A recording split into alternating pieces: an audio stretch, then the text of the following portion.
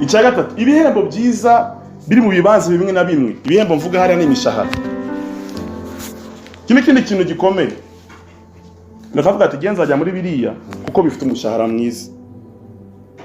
Genza ibera muri biriya bifite umushahara, bihemba neza, nta mpamvu yuko njya gukora bijya biri. Erega bijya bihemba neza uyu munsi, hari ababitangiye batabihemberwa neza. Bijya mubyibuka ibyo nabyo. None ubigiyemo mu myaka itangira imbere ko utazi imbere hakujya, mu myaka 3 iri imbere ko bishobora guteshwa agaciro, ugasanga hari ibindi bigezweho.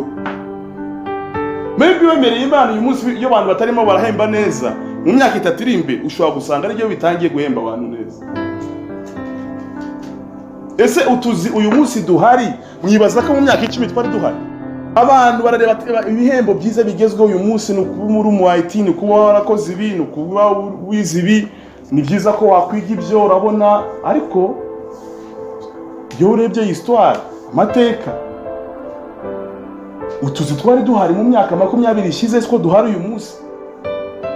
Abashoboye kumenya bagiye mbere y'igihe, bimenyereza ibyo isi taramenyera, abandi basanga barimo baragiye amafaranga imyaka myinshi ishize, abariyo batangira kwigisha system, abashasha batangiye kubyinjiramo.